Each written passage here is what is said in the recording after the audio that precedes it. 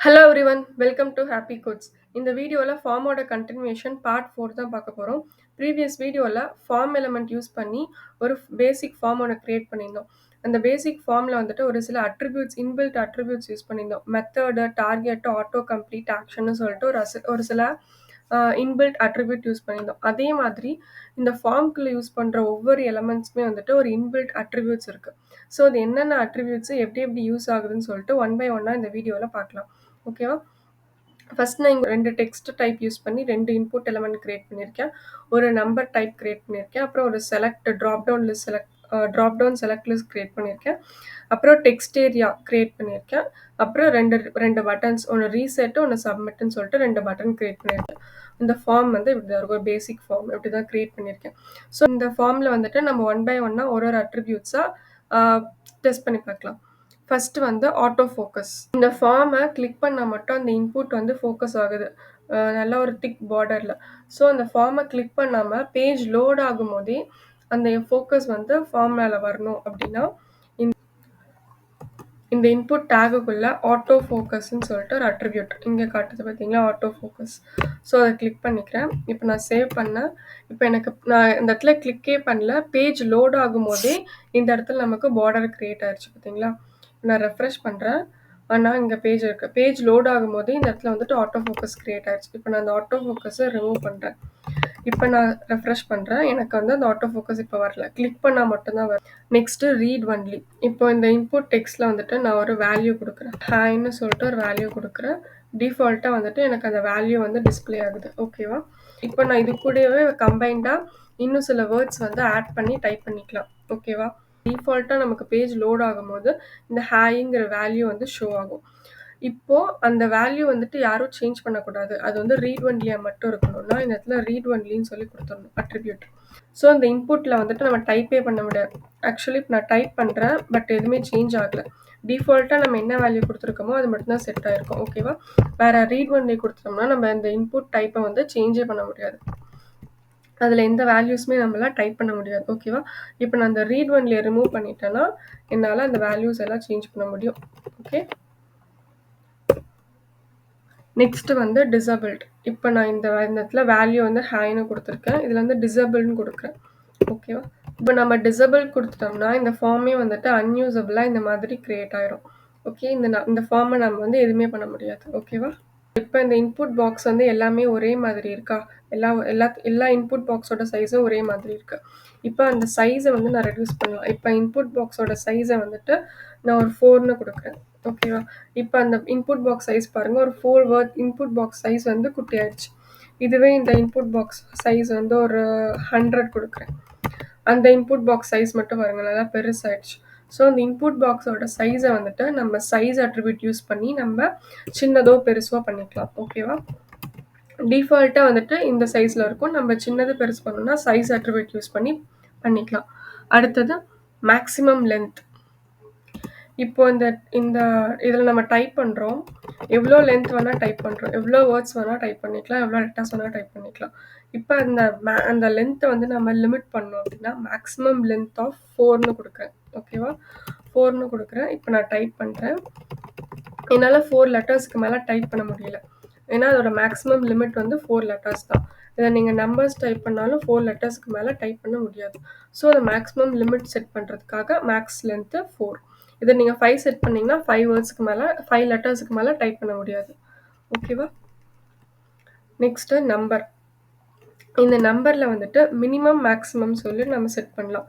இப்போ நம்ம நம்பரில் பாருங்கள், மினிமம் மைனஸ் சொல்லிக்கும் போது மேக்ஸிமம் எவ்வளோ வேணால் போகும். ஸோ இந்த நம்பரை வந்துட்டு நம்ம மினிமம் மேக்ஸிமம் எவ்வளோ வேல்யூன்னு சொல்லி செட் பண்ணிக்கலாம். இப்போ நான் மினிமம் வேல்யூ வந்துட்டு 1ன்னு செட் பண்ணுறேன். 0வே போகக்கூடாது. ஓகேவா? இப்போது இதில் வந்துட்டு 1க்கு மேலே வந்துட்டு -0 அப்படின்னு சொல்லிட்டு எதுவுமே ரெடியூஸ் ஆகலை பாருங்கள். மினிமம் வேல்யூ 1 தான். மேக்ஸிமம் வந்து போயிட்டே இருக்கு. இப்போ மேக்ஸிமம் வேல்யூ வந்துட்டு ஒரு லிமிட் செட் பண்ணுறேன் 5ன்னு சொல்லிட்டு. இப்போது அந்த நம்பரை நான் டைப் பண்ணுறேன். 1க்கு மினிமம் வேல்யூ 1ல் செட் ஆயிடுச்சு. மேக்ஸிமம் வேல்யூ 5க்கு மேலே போகல. ஸோ மினிமம் மேக்ஸிமம் வேல்யூ அந்த மாதிரி நம்பர்ஸ்க்கு நம்ம செட் பண்ணிக்கலாம். ஓகேவா? நெக்ஸ்ட்டு வந்து மல்டிபிள். இப்போ இந்த செலக்ட் எலிமெண்ட்டில் நம்ம ஒரே ஒரு வேல்யூ மட்டும்தான் செலக்ட் பண்ண முடியும். ஸோ இதில் எப்படி மல்டிபிள் வேல்யூஸை செலக்ட் பண்ணுறது அப்படின்னா இந்த செலக்ட் எலிமெண்ட்ஸில் மல்டிபிள்னு சொல்லிட்டு ஒரு அட்ரிபியூட் யூஸ் பண்ணிக்கலாம். ஓகே, இதை நான் சேவ் பண்ணிக்கிறேன். இப்போ பாருங்கள், எனக்கு இந்த இப்போ முன்னே இருந்ததுக்கும் இப்போ இருந்ததுக்கும் உங்களுக்கு டிஃப்ரென்ஸ் தெரியுதா? முன்ன வந்துட்டு ஒரே ஒரு எலமெண்ட் மட்டும் தான் ஷோ ஆச்சு. இப்போ அந்த ரோ ஃபுல்லாக ஒரு ஸ்க்ரோல் பார் மாதிரி ஷோ ஆகுது. ஸோ இதுக்குள்ளே நான் எத்தனை எலமெண்ட் வேணால் செலக்ட் பண்ணிக்கலாம். மல்டிபிள் எலமெண்ட்ஸை நான் செலக்ட் பண்ணிக்கலாம். ஓகேவா? அதுக்காக இந்த மல்டிபிள். இதே நீங்கள் இந்த ஃபைல் அப்லோட் பண்ணுவோம்ல, இப்போ அந்த இன்புட் டைப்பில் வந்து ஃபைல் கொடுத்துருந்தோம்னு வச்சுக்கோங்க. ஃபைல் கொடுத்துட்டு அந்த இடத்துல மல்டிபிள் கொடுத்தோம்னா நம்ம மல்டிபிள் ஃபைல்ஸ் வந்து அப்லோட் பண்ணிக்கலாம். ஓகே, இப்போ வந்துட்டு இந்த ஃபீல்ட்ஸ் எல்லாம் வந்து நார்மலாக எது வேணால் டைப் பண்ணிக்கலாம். இல்லை எதுவுமே டைப் பண்ண விட்டு ரெஜிஸ்டர் பண்ணாலும் அந்த ஃபார்ம் வந்து சப்மிட் ஆகுது. எனக்கு இதில் இருக்கிற எல்லா டீட்டெயில்ஸுமே ஃபில் ஆனால் மட்டும்தான் அந்த ஃபார்ம் சப்மிட் ஆகணும் அப்படின்னா இந்த இடத்துல வந்துட்டு ரெக்வயர்டுன்னு சொல்லிட்டு எல்லாத்துக்குமே மென்ஷன் பண்ணணும். இப்போ நான் இந்த டெக்ஸ்ட் ஏரியா வந்து ரெக்வயர்டுன்னு சொல்லி மென்ஷன் பண்ணுறேன். ஓகே, டெக்ஸ்ட் ஏரியா ரெக்வயர்டுன்னு சொல்லிட்டு மென்ஷன் பண்ணேன். இப்போது இதெல்லாம் டைப் பண்ணுறேன், இதில் டைப் பண்ணுறேன், இதை செலக்ட் பண்ணுறேன். ஓகே, இப்போ டெக்ஸ்ட் ஏரியா வந்து நான் எதுவுமே டைப் பண்ணல, ரெஜிஸ்டர் பண்ணுறேன். ப்ளீஸ் ஃபில் அவுட் திஸ் ஃபீல்டுன்னு சொல்லிட்டு எனக்கு இந்த டெக்ஸ்ட் ஏரியாவை இண்டிகேட் பண்ணுது. இதே நான் இந்த ஃபீல்டை நான் எதுவுமே பண்ணல, இந்த ஃபீல்டு பண்ணேன், இந்த ஃபார்மை வந்து நான் ஃபில் பண்ணுறேன், மற்ற எதுவுமே வந்துட்டு நான் ஃபில் பண்ணல. ஓகே, இப்போ நான் ரெஜிஸ்டர் பண்ணுறேன், எனக்கு ஃபார்ம் சப்மிட் ஆயிடுச்சு. இன்னும் நம்ம டெக்ஸ்ட் ஏரியா எலமெண்ட்ஸ்க்கு மட்டும்தான் வந்துட்டு ரெக்வயர்டுன்னு சொல்லி கொடுத்துருக்கோம். ஸோ இந்த ரெக்வயர்டை வந்துட்டு நம்ம எல்லாத்துக்குமே கொடுத்தோம்னா இந்த ஃபார்ம் எல்லாமே வந்துட்டு ஃபில் ஆனால் மட்டும்தான் இந்த ஃபார்ம் வந்து சப்மிட் ஆகும், இல்லைன்னா அந்த ஃபார்ம் சப்மிட் ஆகாது. ஓகேவா? நெக்ஸ்ட் வந்து இந்த நம்பரில் வந்துட்டு 1 by 1 இன்க்ரீஸ் ஆச்சு, 1 2 3 4 5ன்னு சொல்லி இன்க்ரீஸ் ஆச்சு.